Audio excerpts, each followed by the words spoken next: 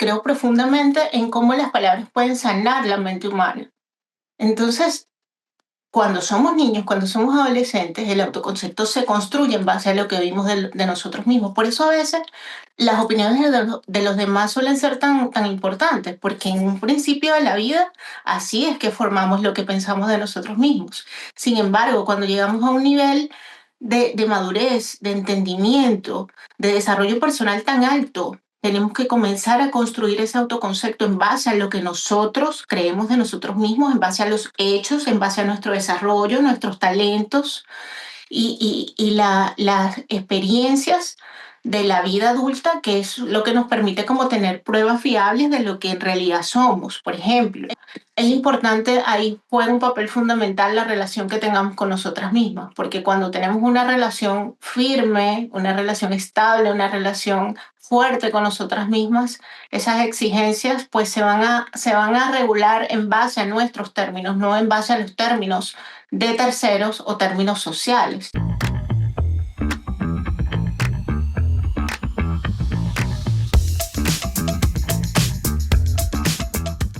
Hola, hoy en Saludablemente Mujer vamos a hablar de algo que todos necesitamos revisar, sin importar la edad o la etapa en que estamos, nuestra autoestima. Esa voz interna, esa vocecita que define cómo nos vemos, cómo nos tratamos y hasta lo que creemos merecer. Porque detrás de cada decisión, detrás de cada relación y de cada meta que alcanzamos o dejamos pasar, hay algo más profundo: el autoconocimiento. Y para hablar de este tema tan importante, tenemos con nosotros a Vanessa Perosa, psicóloga clínica con más de 13 años de experiencia trabajando con adolescentes, con adultos y con parejas. Vanessa ha colaborado con instituciones como Viewpoint y Ser Familia. Y actualmente, ya es como la conocí, ofrece acompañamiento voluntario en la Fundación Semilla Seeds. Con ella vamos a explorar cómo se forman la autoestima, el autoconcepto y por qué son tan determinantes en el bienestar emocional de las mujeres y cómo podemos fortalecerlos desde el amor propio y no desde la exigencia. Y si no lo has hecho todavía, suscríbete a nuestro canal para que no te pierdas ninguno de los nuevos episodios que tenemos para ti. Y si te gusta el podcast, colócanos un review porque nos encantaría saber de ti. Vanessa, yo voy a ir directo al grano, el grano. Estamos súper emocionadas de que estés aquí y te quiero preguntar qué es el autoestima y cómo se forma. Bueno, Yanira, Valeria, muchas gracias por la invitación. Como te dije anteriormente, me encanta la iniciativa que han tenido, la consistencia que han tenido con este proyecto tan bonito, tan excelente, que brinda tantas herramientas a la comunidad para mejorar cada día su mente y su bienestar en general. Creo que la autoestima es una parte tan fundamental del ser humano, que es lo que nos define y define muchas veces lo que va a ser nuestro futuro, nuestro desarrollo, nuestro éxito, nuestras decisiones. Entonces, a veces solamente pensamos que el autoestima es el afecto que nos tenemos a nosotros mismos. Y entonces nos quedamos allí y como que no logramos desarrollarlo porque no logramos entenderlo del todo. Entonces, creo que cuando vamos con esa meta de mejorar el autoestima, una de las primeras cosas que tenemos que tener en cuenta es qué hacemos por las otras personas que nosotros apreciamos, valoramos y queremos. Entonces, cuando nos podemos responder esas preguntas y nos damos cuenta que lo primero que hacemos es observar sus conductas, conocer a esa persona, cuidar de esa persona, respetar a esa persona, preservarla, protegerla, nos damos cuenta muchas veces cuando miramos hacia adentro que no estamos haciendo lo mismo con nosotros. Entonces, cuando, por ejemplo, las que son madres, yo no soy madre aún, pero las personas, yo he observado mucho el tema de la maternidad y logro ver cómo las madres son tan protectoras que logran digamos que identificar esas cosas que le hacen daño a sus hijos y comienzan como a instintivamente alejar, crear mecanismos para que esos niños se desarrollen y esas cosas adversas no les afecten del todo o que desarrollen recursos internos para que ese tipo de cosas no los dañen internamente. Entonces, cuando vamos hacia nosotras, nos damos cuenta que muchas veces ni siquiera logramos identificar las cosas que debemos evitar y las cosas que debemos sacar de nuestra vida. Muchas veces nos acostumbramos a la incomodidad y en especial las mujeres. Creo que las mujeres tenemos una capacidad de aguante tan tremenda que muchas veces ante algo que es tan duro para la mente, no, nos acostumbramos y lo normalizamos. Ujú. Entonces creo que el saber cuáles son nuestros límites, saber qué es lo que nos daña, saber qué es lo que nos desdibuja y nos hace perdernos en identidad, en esencia, creo que es crucial para poder desarrollar un autoestima sano, porque cuando lo identifiquemos y cuando tengamos el respeto suficiente para alejarnos de lo que nos hace daño, pues esa autoestima obviamente va a aumentar. Y bueno, es un tema súper complejo que tiene mucha tela por cortar, pero yo creo que básicamente la autoestima, una de las cosas más importantes es la capacidad que tenemos de cuidarnos, de protegernos y de respetarnos. Mira, Vane, qué lindo lo que me dices, por lo que nos dices y lo que le dices a la audiencia. Ahí, este año, el año pasado me leí un libro, mira, no me acuerdo cómo se llama, el autor es Matthew Hussey, él habla de las relaciones, ¿no? Y las de las relaciones de pareja, perdón, el libro se llama How to Love Life, cómo amar la vida, ¿no? Algo así. Pero él dice, y justo tuve la oportunidad de verlo ahorita en septiembre cuando fui a Los Ángeles a una conferencia de Lewis House. Él dice que a nosotros nos dan una responsabilidad y es cuidar de este humano. El humano somos nosotros. Y esa relación, claro, que haces con las mamás que tienen niños y uno es como tan cuidadoso con los niños o con los demás, con sus amigos y con uno no hace lo mismo. Entonces me parece muy bonito porque sí. O sea, nosotros tenemos que cuidar a este humano y este humano somos nosotros.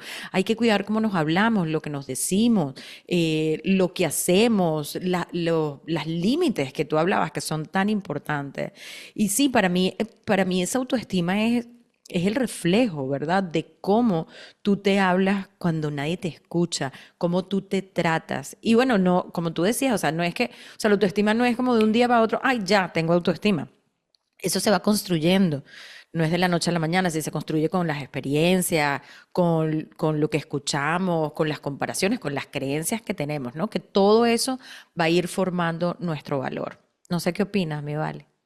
Bueno, primero que nada, bienvenida, Vane. Nos encanta tenerte aquí en el programa el día de hoy, en el podcast. Y me gusta mucho lo que dijiste, yo soy mamá, y es tan cierto, nunca lo había visto de esa forma, como nosotras como mamás tratamos siempre de intuitivamente de cuidar a nuestros hijos, de protegerlos, de aquello que nosotros consideramos que no le hace bien o que no está bien, puede que nos equivoquemos, puede que no, pero eso es algo nos sale tan natural, proteger, cuidar, estar al pendiente de nuestros hijos, pero en el caso de las mamás nos cuesta muchísimo hacerlo hacia nosotras mismas. Nos acostumbramos, yo creo, y hablo por muchas mamás que conozco, a siempre estar pie del cañón por los demás y por nosotras. Y no hablo solo de la parte física, sino también de nuestra salud mental y emocional. A veces no sabemos cómo cuidarnos, cómo decir que no, cómo poner límites, cómo no dejarnos agobiar por personas que tal vez nos sacan toda la energía. ¿Sabes? Es como que es importante ir conociendo todos estos conceptos e integrándolos en nuestra vida de manera activa porque hace una gran diferencia cuando tú te relacionas ya con otros desde otro lugar, ¿no? Desde saber que tú, a la primera persona que cuidas, proteges y estás pendiente eres de ti misma. Y eso no es egoísmo, es estar bien para poder estar, digo yo, bien luego para otros, ¿no? Así que bueno, en línea con esto, cuando Yani te presentaba, hablaba de algo del concepto de la autoestima y del autoconcepto también. Y me gustaría que por favor nos explicaras a nosotras y a la audiencia cuál es la diferencia entre estos dos conceptos. La autoestima es lo que se escucha mucho más a menudo y es más común oír esta palabra, pero ¿qué es el autoconcepto y en qué se diferencian las dos? Bueno, fíjate algo, el autoconcepto es lo que para mí es nuestra principal defensa ante las experiencias externas es nuestro principal recurso, lo que yo pienso de mí misma, las características que me representan y con las que me siento identificada.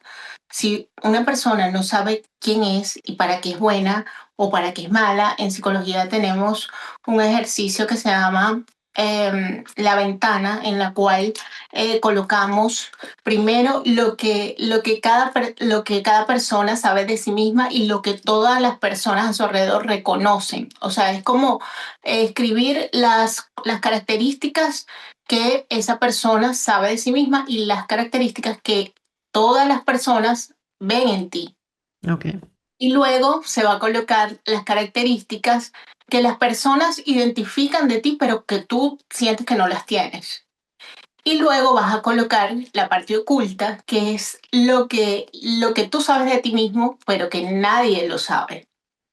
Entonces, hacer ese tipo de ejercicios en terapia es una parte fundamental de la terapia psicológica porque nos hace saber cuáles son esas partes que probablemente son públicas y que todo el mundo sabe. Por ejemplo, todo el mundo puede saber que eres una persona sociable, creativa, trabajadora, responsable, respetuosa, divertida, pero hay partes de ti que son ocultas, que muchas veces nadie las sabe y que son tu parte que te causa vergüenza y que cuando no tienes digamos que la capacidad para reconciliarte con esa parte que te causa vergüenza, muchas veces vas a caminar por la vida un tanto incómodo contigo mismo.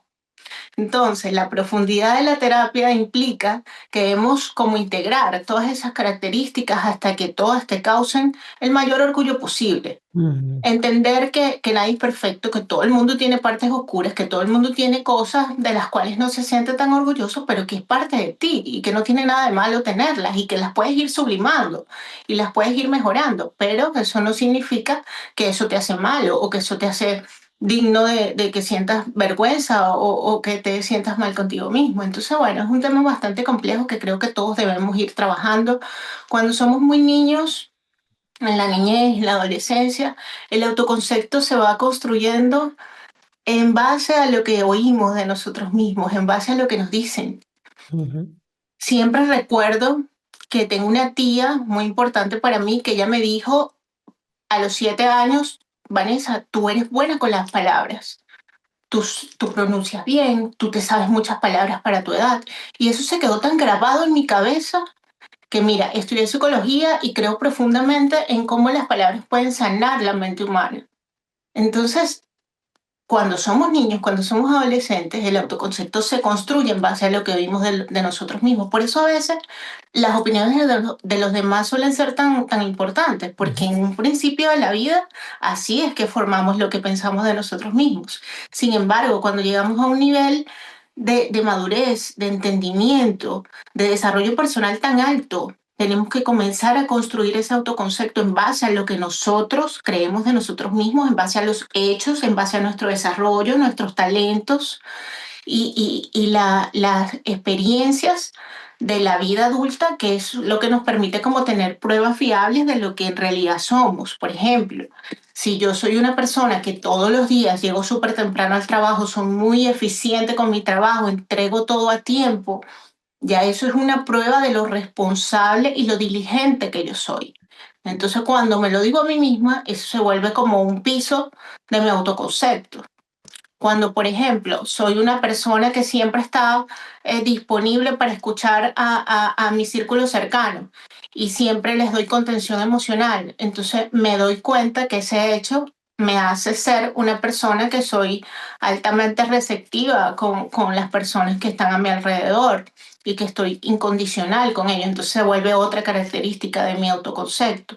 Cuando de pronto soy una persona que quiero lograr algo y trabajo duro para lograrlo, me doy cuenta que soy una persona altamente eficaz, que soy una persona que puede lograr las cosas y que bueno, que tengo altas capacidades para alcanzar lo que quiero. Entonces así se va construyendo nuestro autoconcepto en base a las acciones que desarrollamos como adultos. Qué interesante todo esto. Me llamó mucho la atención cuando me dijiste, nosotros vamos construyendo este autoconcepto de nosotros mismos, que viene dado por lo que vamos desarrollando, cómo vamos haciendo cosas o cómo nos ven los demás. hasta qué un punto tú te sientes orgulloso de eso y a partir de los actos que tú haces que te hacen sentir bien, generas tu autoestima. O sea que la autoestima no sale de la nada, no sale de decir, ay, sí, ya soy, no sé, me amo y me quiero. Viene dado mucho por todos los actos, o por todas las cosas que dices, por todo aquello que te hace ser parte de cómo tú te ves y cómo te ven los demás también, ¿no?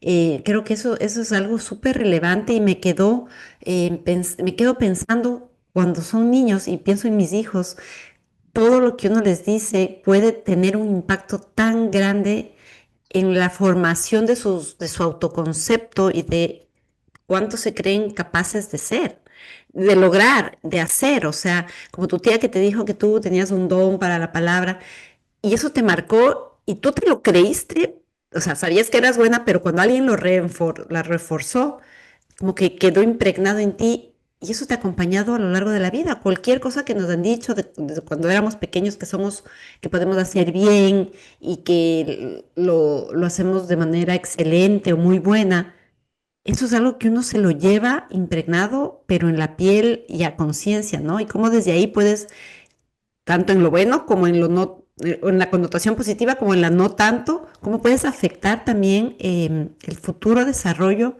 emocional y mental de una criatura, ¿no? Me quedó sonando mucho eso, especialmente por mis hijos. No, Increíble. y a mí ahorita, mi vale que estás diciendo eso, pues me viene a la cabeza también cuando yo estaba con mi ex esposo, que yo me di cuenta, no sé si a tiempo, pero, y viene basado en todo lo que tú estás diciendo, Vanessa, yo al hijo y chiquito de mi ex esposo, yo le decía, en esta casa no somos mediocres, cada vez que, no, yo no sé hacer esto, y yo en esta casa no somos mediocres, en esta casa no somos mediocres, y yo estoy segura que ese niño se quedó con que él era mediocre.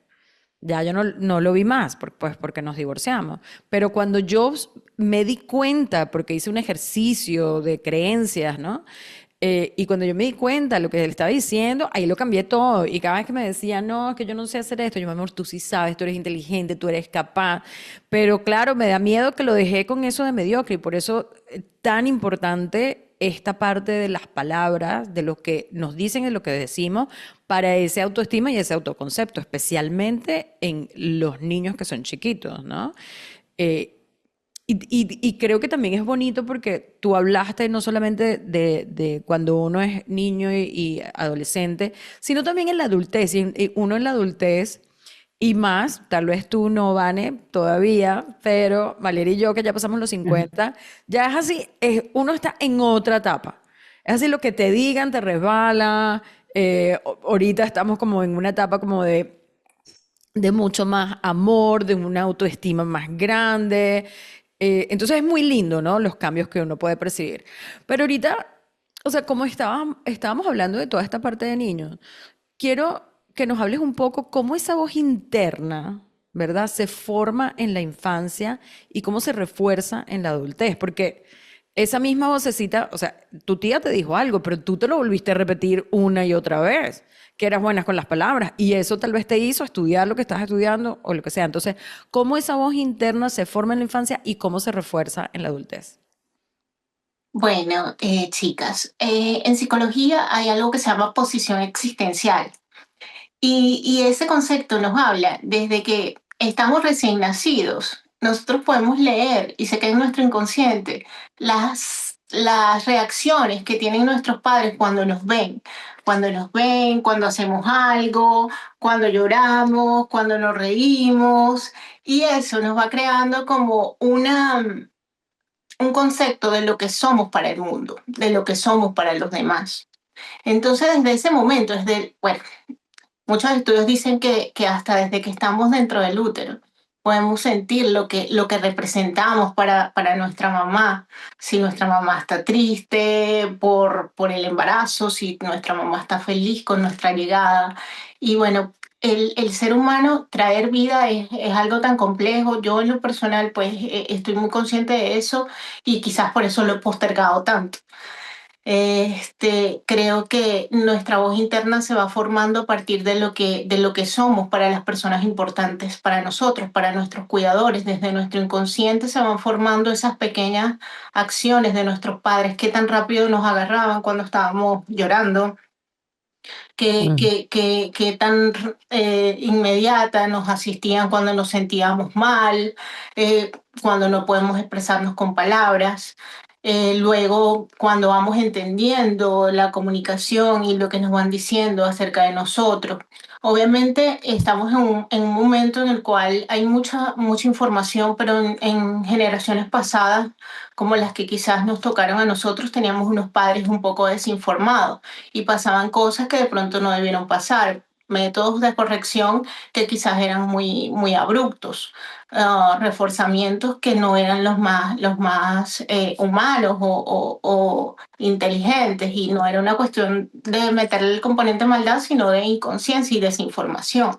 Entonces, la voz interna se va formando a partir de eso que representamos para los demás, y cuando ya tenemos una conciencia más amplia y más conocimiento sobre nosotros, pues es la manera en cómo nosotros descubrimos que merecemos y que queremos ser tratados. Cuando tú logras transformar esa voz interna, que ya no es la voz de tus padres diciéndote o regañándote o corrigiéndote o digamos que dándote indicaciones un poco abruptas, sino que ya es tu voz, entendiendo que todos los seres humanos cometemos errores, que no siempre vas a hacer las cosas bien, que a veces vas a lastimar a otros y eso es parte de la vida, y no culpándote con severidad, sino entendiéndote y sabiendo que siempre existe la posibilidad de corrección, pero corrección desde el arrepentimiento y no desde el autoflagelarnos psicológicamente por lo mal que hemos hecho.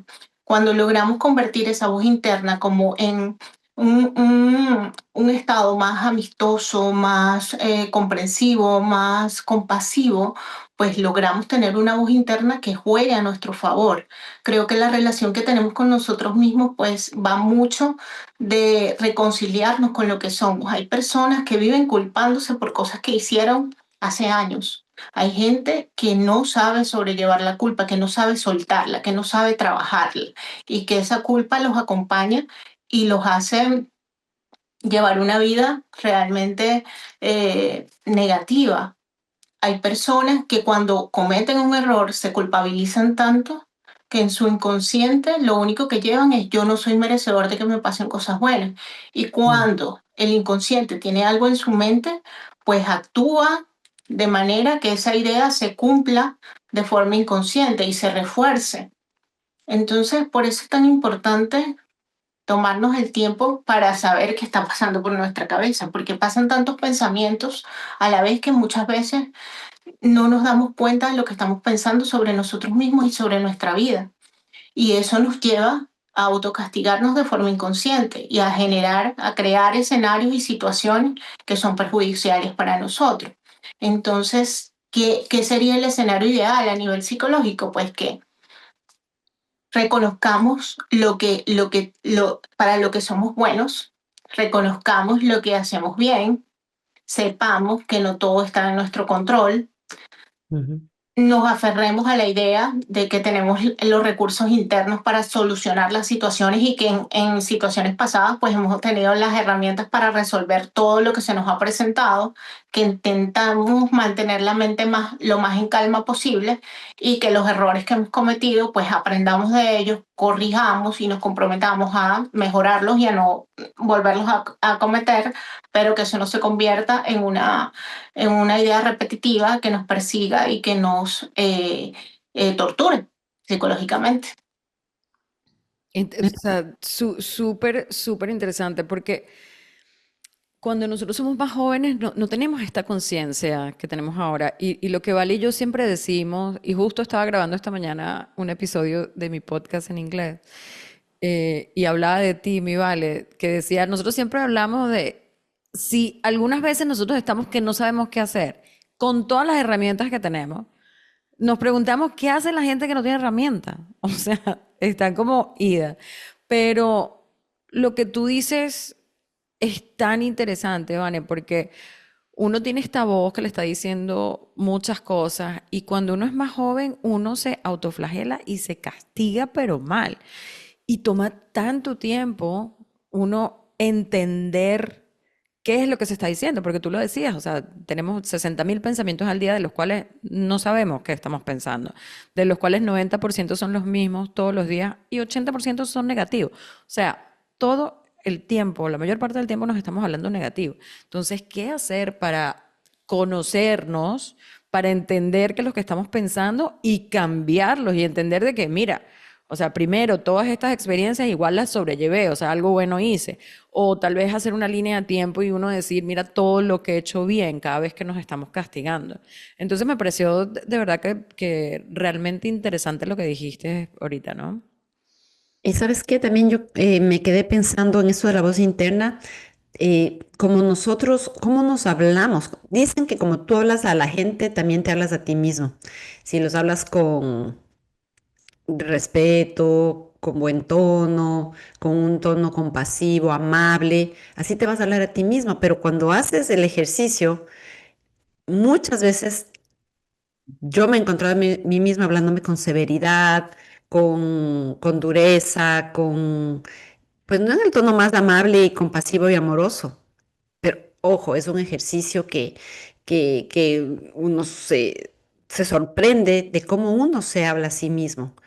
Y entonces en línea como, no solo con la voz con la que te hablas, sino también cómo afrontas las cosas. Eso te va a dar una pauta de cómo llevas la vida, ¿no? Y lo que decía Ivane, que es tan real, el inconsciente te va, si tú tienes una creencia, el inconsciente te va a mostrar más de eso para reforzarlo. Y ahí es cuando empiezas, como, yo creo que es como un círculo vicioso, es como un loop Ujú, constante ujú. de manifestación y de creencia y total, si no paras y si no te das cuenta y haces los correctivos necesarios para cambiar esa creencia, para dejar de hablarte de esa manera, pues lo vas a seguir manifestando y vas a seguir sintiéndote frustrado, decepcionado, herido y no te vas a sentir a gusto en tu piel. Y eso es muy difícil. Y en línea con esto, Vane, yo te quería hacer una pregunta, ya que estamos hablando de la voz interna y de lo que es mirar hacia adentro. Y te voy a hablar desde una experiencia personal mía cuando hace años, yo hago terapias desde hace muchos años, pero tenía un tema que trabajar y yo sabía que la única forma de poder resolverlo era mirando hacia esa herida que yo tenía adentro. Y me acuerdo que mi psicóloga me dijo, yo le dije, bueno, yo quiero trabajarla. Y me dijo, mira, no va a ser duro trabajarla. No es imposible, pero vas a tener que trabajar. Y estuve como unos 3 buenos meses trabajando eso y me dolió, me costó, no sé, me dio un arranque no sé, de tristeza, ansiedad, etcétera, etcétera. Estoy algunos años de esto. Y yo dije, wow, qué fuerte es mirar hacia adentro. Qué fuerte. Claro que el resultado, cuando pasas de esa noche oscura del alma, como le llaman, es súper motivador porque dices lo que descubres en el trayecto de ti misma, de tus experiencias de vida, los aprendizajes, pero cuesta mucho. A veces está muy doloroso. ¿Por qué crees tú que muchas mujeres que van a tu consulta evitan o tienen miedo de mirar hacia adentro? Bueno, fíjate, la evitación es un mecanismo de defensa, igual Mm, que el contenido reprimido del cerebro. Nosotros no podemos, digamos que mirar hacia adentro desde la decisión del tienes que mirar hacia adentro, desde el deber. Es una decisión muy personal que cada persona sabe cuándo está lista para hacerlo. Mucha gente reprime situaciones vividas y esa represión no es que queda oculta al 100%. Es como cuando echas la basura abajo de la alfombra. Esa basura sigue estando allí y va a estar allí siempre hasta que tú decidas armarte de valor y sacar todo eso que tienes acumulado. Pero es una decisión, como te digo, muy personal, que cada persona sabe cuando ya ha reunido como el escenario ideal, los recursos personales necesarios para enfrentar esa situación. Hay gente que simplemente nunca está lista. Hay gente que mm, envejece y pues tiene un antecedente de abuso sexual y nunca lo trataron porque nunca estuvo listo para sacar eso a la luz. Entonces realmente te felicito porque fuiste muy valiente al Mm. decir, yo quiero trabajar esto y al poderlo hacer con toda la valentía y toda la interés del mundo, porque definitivamente trabajar nuestras heridas y enfrentarnos al dolor emocional es lo único que nos puede fortalecer al 100%. El dejar de tener esa evitación de no quiero tocar allí porque si toco allí entonces me va a doler, es lo único que te va a garantizar que tú vas a poder caminar por la vida sin miedo y con la fortaleza necesaria para enfrentar cualquier cosa que venga, porque es como cuando tenemos una fractura que no queremos tratar, entonces seguimos caminando con la fractura, nos duele, pero no la hemos querido corregir, entonces caminamos, pero no estamos al 100%. Claro, Emocionalmente es igual. Hasta que no logremos trabajar todo lo que nos ha hecho daño a lo largo de nuestra vida, no vamos a poder estar al 100% para responder ante las experiencias que pueden ver, tanto las experiencias buenas como las experiencias malas, porque cuando tenemos cosas no trabajadas, no podemos disfrutar a plenitud de lo bueno. exacto, sí. Entonces, trabajar nuestras heridas es lo único que nos va a garantizar tener una buena salud mental, tener plenitud y tener fortaleza para enfrentar lo que viene. Ivane, ¿sabes qué? Aprendí yo de todo ese proceso que viví, que uno también tiene que ser compasivo con la gente que, como tú mencionas, no, no puede, le cuesta, o no está dispuesta a trabajarlas y dejarlo, o sea, no esperar que todos pasen por ese proceso, porque puede ser demasiado duro, demasiado doloroso, y si alguien no lo hace, pues respetarlo, desearle que ojalá algún día tenga esa fuerza para trabajarlo y ser compasivo, ¿no? Porque a la final no todo el mundo tiene ese deseo. A veces mucha gente está bloqueada, digo yo también, ¿no? No pueden ver que tienen esto, que uno puede verlo desde fuera y ellos desde dentro, pues como que todo está bien y no pasa nada. Y dejar que cada persona haga también su camino, ¿no? De crecimiento y evolución. No sé, ahí dejo eso porque también es bueno eso, también trabajar esa parte de compasión hacia otros, ¿no? Exacto. ¿Sabes qué pasa mucho? Que uno muchas veces tiene a alguien cercano y tú quieres que Mm. esa persona se dé cuenta de tal y tal cosa, que tú lo puedes ver, pero él no lo puede ver. Entonces tú dices, pero ¿por qué no lo ve? ¿Por qué no se da cuenta de las cosas tal y como son? Y quizás esa persona, los argumentos que tiene o las razones que tiene para no darse cuenta es un mecanismo que su mente fabricó para no enfrentarse al dolor que causa la idea abrupta de lo que tú sí estás viendo, pero él no puede ver. O sea, hay gente que utiliza como mecanismo de defensa una justificación ante algo para no enfrentarse al dolor. Por ejemplo, las madres cuando justifican a los hijos, no lo justifican porque no puedan ver los errores de sus hijos, lo justifican porque de pronto el ver, el reconocer errores tan graves, pues las llevaría a un dolor que no es tolerable para ellas. Un ejemplo. Claro, porque ahí sí lo hace real, ¿no? Ujú, exacto. Sí. Ajá. Wow, de verdad que el tema ha sido muy interesante el día de hoy, porque creo que hemos ido como a un nivel mucho más profundo de tal vez lo que nos imaginábamos. Sí. Em, ¿Cómo, Vane? Yo creo que nosotros las mujeres tendemos un poco a ser perfeccionistas y hace varios episodios atrás, Val y yo hablábamos de algunas creencias y es como esperar que todo esté perfecto, ¿no? ¿Cómo se puede confundir ese autoconocimiento con ese perfeccionismo o el autocontrol excesivo? Como necesito saber todo, no sé, ¿cuál sería la diferencia entre el autoconocimiento y el autocontrol excesivo? Bueno, fíjate algo, yo creo que aquí juega un papel fundamental el tema de las exigencias sociales que creo que para las mujeres han sido altamente eh, crueles, porque creo que, y eso lo vi en una publicación que fue muy reciente en redes sociales, donde ponen, las mujeres, muchas son criticadas por arreglarse mucho y otras son criticadas por ser descuidadas y no arreglarse tanto. Unas son criticadas por ser unas profesionales que han dedicado su vida a estudiar y trabajar, otras son criticadas por haber dedicado su vida a la maternidad. Unas son criticadas porque son muy liberales y con ideas muy modernas, otras son criticadas porque son muy tradicionales. Entonces creo que el foco de juicio a nivel social en la mujer ha sido sumamente cruel y despiadado. Entonces, es importante, ahí juega un papel fundamental la relación que tengamos con nosotras mismas, porque cuando tenemos una relación firme, una relación estable, una relación fuerte con nosotras mismas, esas exigencias pues se van a regular en base a nuestros términos, no en base a los términos de terceros o términos sociales. Entonces creo que es sumamente importante si hay mujeres que están pasando por una situación en la cual se sienten juzgadas o se sienten señaladas, criticadas, o que se les exigen cosas que de pronto no van alineadas con sus objetivos actuales, preguntarse primeramente qué es lo que quieren en este momento de su vida, qué es lo que quieren en esta etapa de su vida, cuáles son sus prioridades y cuáles son las exigencias personales con las que ellas mismas quieren cumplir. En línea con esto, me quedo pensando en algo.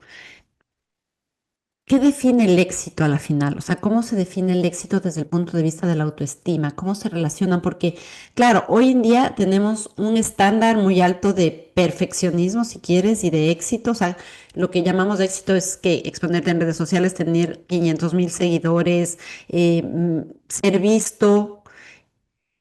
Eso es como mucha gente define hoy el éxito, eh, por los números o cuántas publicaciones haces, etcétera.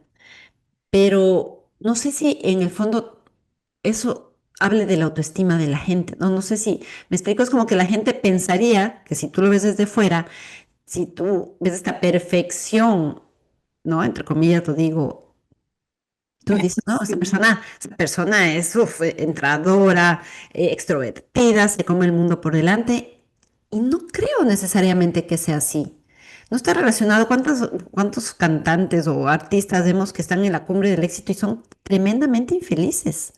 Em, ¿Qué nos podrías decir al respecto de eso? Porque creo que es bien, bien importante hacer notar que una cosa no va de la mano de la otra, ni necesariamente tienes que ser, ¿cómo se llama?, exitoso. O sea, el que tengas una alta autoestima te va a llevar al éxito, sí, pero ¿qué es más importante? Tener el éxito como tal y ser infeliz. No sé, sí, confundí con esto.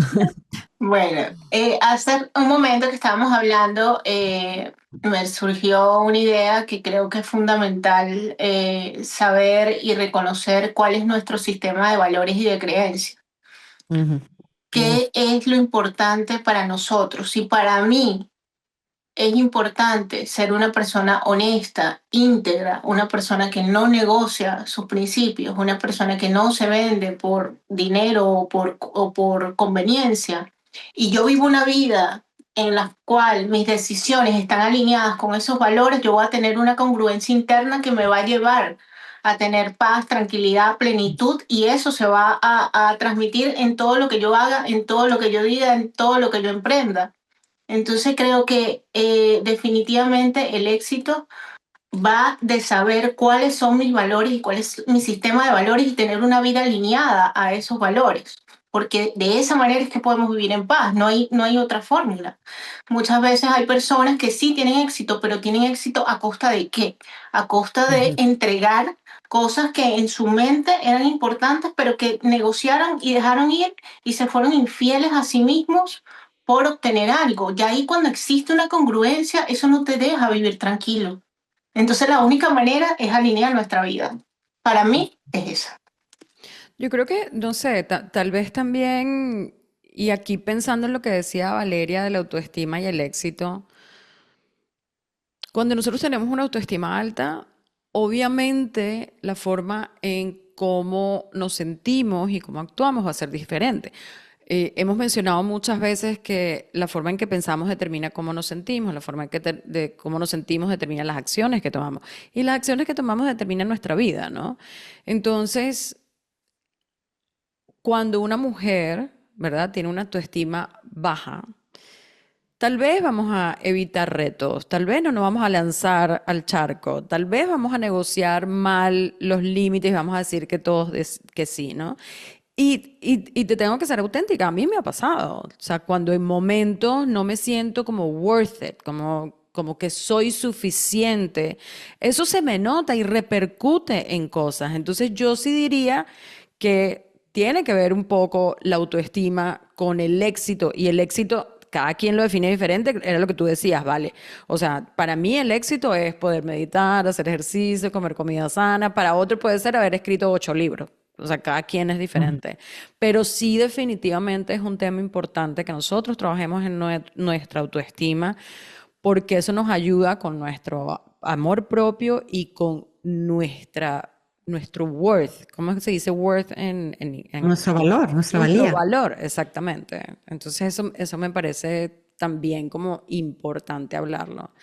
Em, yo creo que para empezar a concluir, Vane, esto, bueno, empecemos a hablar de cuáles son aquellas estrategias que podemos hacer para fortalecer nuestra autoestima y autoconcepto, porque muy bonito aquí estas tres mujeres hablando y toda la teoría, pero realmente, o sea, hay cosas que podemos hacer, ¿vale? Y yo estamos todo el tiempo, mira que apliqué esta técnica, mira que hice esta herramienta y nos estamos coacheando la una a la otra para siempre mejorar.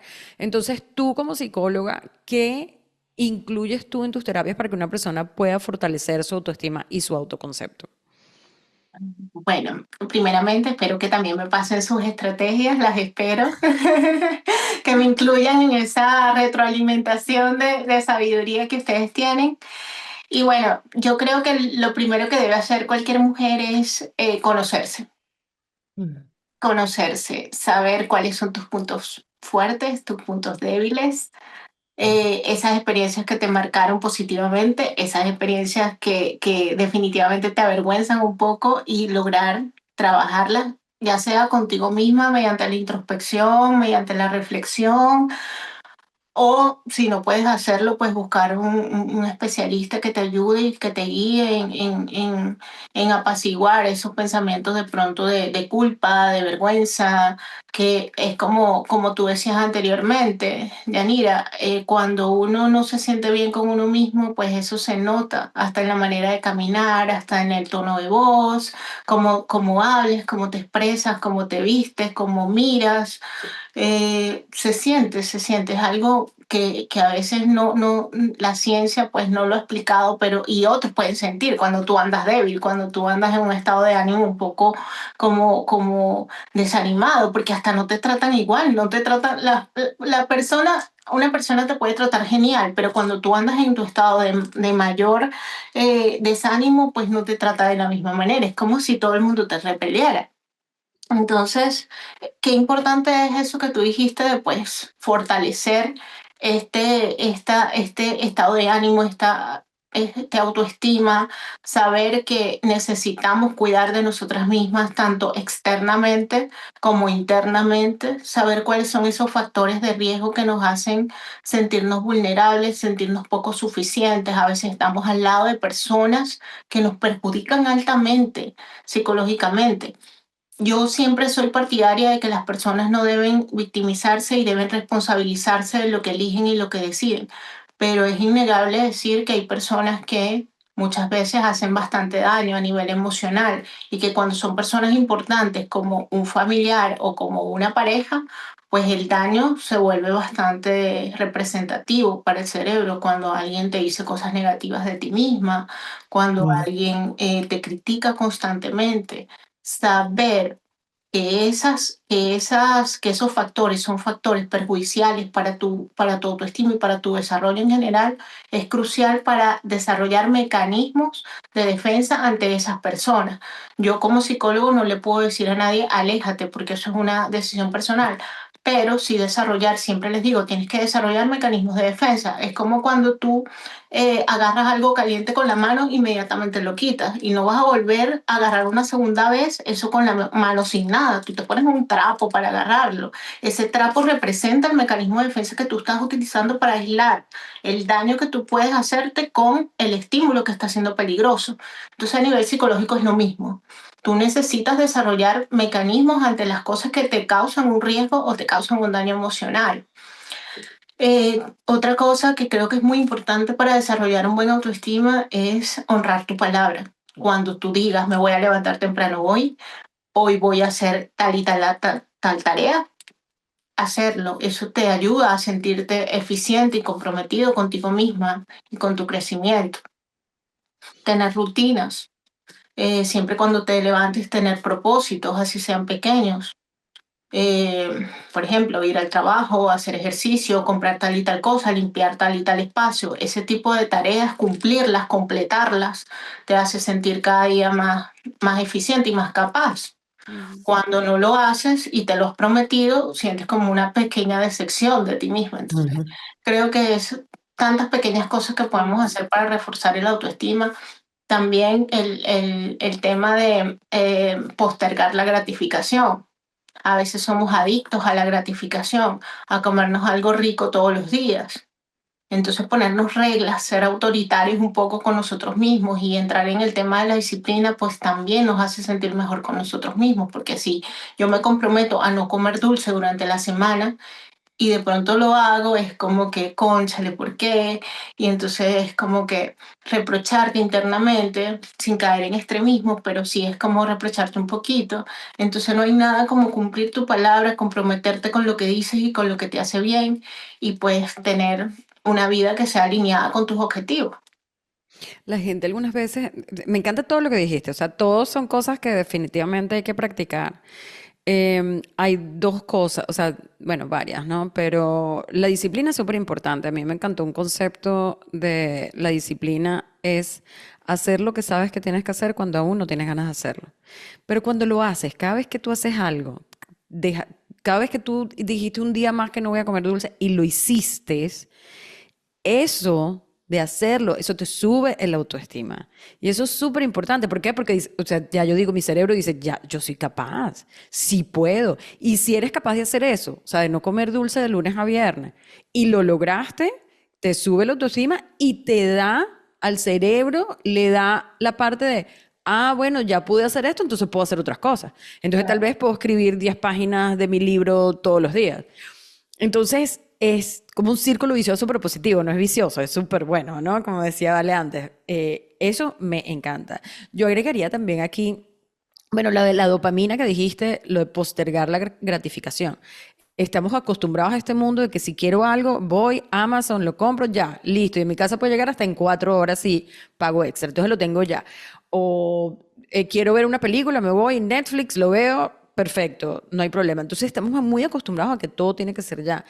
Y psicólogos, y hay muchos estudios que avalan eso de retrasar la gratificación, de retrasar esa dopamina y ponerla como en pedacitos. Y eso te va a ayudar a conseguir más. Y eso, mientras más consigas, en cada quien en la forma de verlo, pero es mucho mejor para esa autoestima.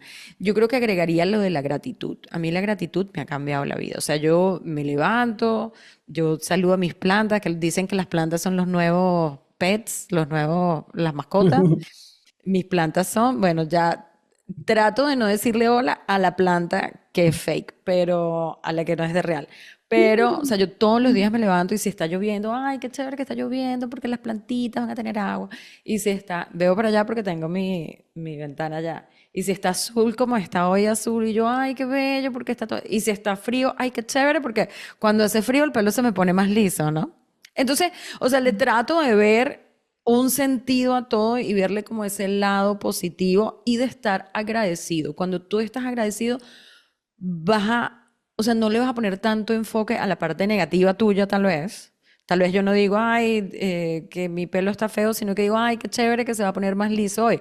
Entonces, cambia un poquito esa percepción de ti misma cuando le metes la gratitud. No sé, Vale, si tú tienes algunas otras cosas que también meterías en estas estrategias de autoestima y autoconocimiento. Yo creo que es vital y tú sabes que a mí me encanta escribir. A mí me gusta sentarme y abrir mi corazón a lo que siento. Creo que es una forma también de honrarse a uno mismo. También reconocer que tienes tus luces, tus sombras, tus días buenos, tus días malos, pero estar ahí para ti cuando tal vez no te sientes bien, cuando tal vez te sientes un poco triste o melancólica o nostálgica. También reconocer cuando te sientes bien, porque somos muy dados a fijarnos solo en lo negativo y nos olvidamos también la magia de los días lindos, lo lindo de encontrarte con amigos, las bendiciones diarias, ¿no? Entonces, a veces a mí me funciona escribirlo porque al mirarlo, cuando lo pasan los días y vuelvo a repasar lo que escribí, digo, wow, sí, cambia también mi perspectiva de las cosas. Tal vez en ese momento yo lo veía todo muy oscuro, muy negro y total, pasó el tiempo y las cosas se fueron acomodando, se fueron dando de otra manera, mejor. Ah, ok. Creo que es una manera muy bonita de conectar y de darte un lugar en tu día a día para ti, ¿no? Siempre me acuerdo cuando decían honrar la palabra, Estebane, de este libro que a mí me fascina, que es un libro tan cortito, el de los cuatro acuerdos de Don Miguel Ruiz, donde él te dice, sé impecable con tus palabras, honra tu palabra y sé impecable con tus actos también, ¿no? O sea, haz siempre lo mejor que puedas, dice ese libro. Y es lo que más o menos decía Vane, comprométete a hacer cosas que te hagan, que tú sabes que te van a hacer bien. Y cuando tú vas viendo los resultados, eso es más gasolina, más energía, más combustible para seguirlas haciendo bien. Y mira que lo que uno hace se refleja y la gente de alrededor de uno dicen, wow, ¿qué está haciendo ella? Yo quiero estar como ella, yo quiero parecerme a ella. Y es porque todo lo que tú haces desde dentro, cuando lo haces conectado de verdad con tu propósito vital, se nota. Y se nota cuando lo haces auténticamente, ¿no? Y creo que eso es un poco el resumen, o sea, trabajar en nuestra autoestima también implica justamente amarnos como somos y aceptarnos como somos. Nadie es perfecto y estamos aquí para evolucionar, crecer, aprender y eh, hay que tomar el toro por los cuernos, como dicen por ahí. Estamos llegando al final de nuestra entrevista que ha sido súper inspiradora. Y siempre al concluir la entrevista hacemos tres preguntas a nuestros invitados que se contestan en una pequeña frase o con una palabra. Así que voy a empezar yo. Si tuvieras el poder de cambiar un hábito en las personas del mundo con una varita mágica en este instante, ¿cuál sería ese hábito? Bueno, yo pienso que la mayoría de las personas pues no han desarrollado la capacidad de hablarse con amabilidad, con compasión, con respeto.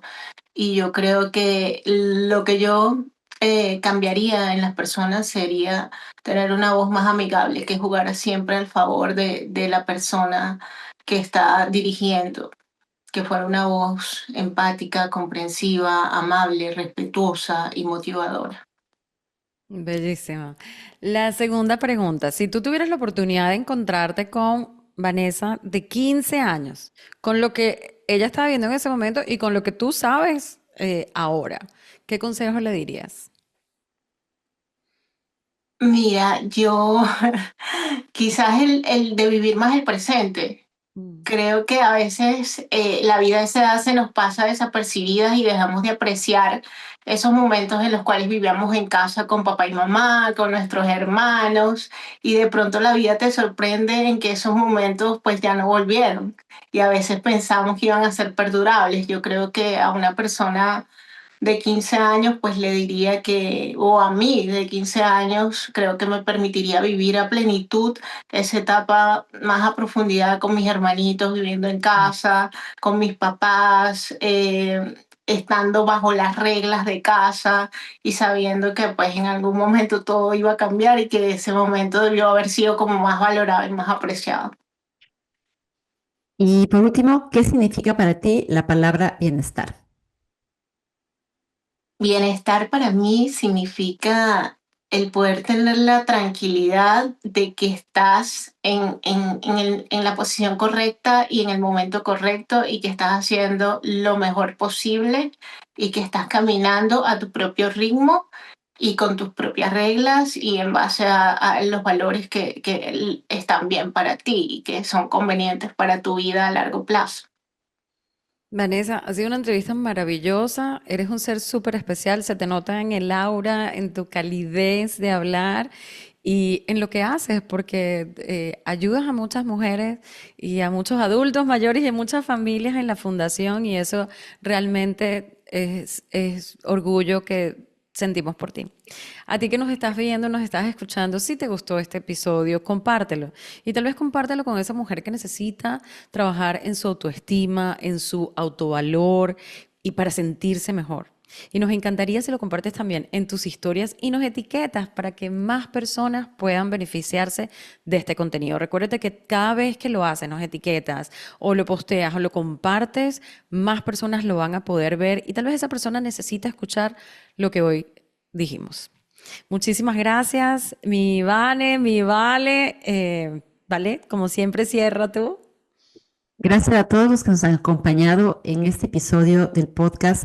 Esperamos que esta entrevista los inspire a tomar acción, los inspire a buscar una mejor forma de relacionarse con ustedes mismos.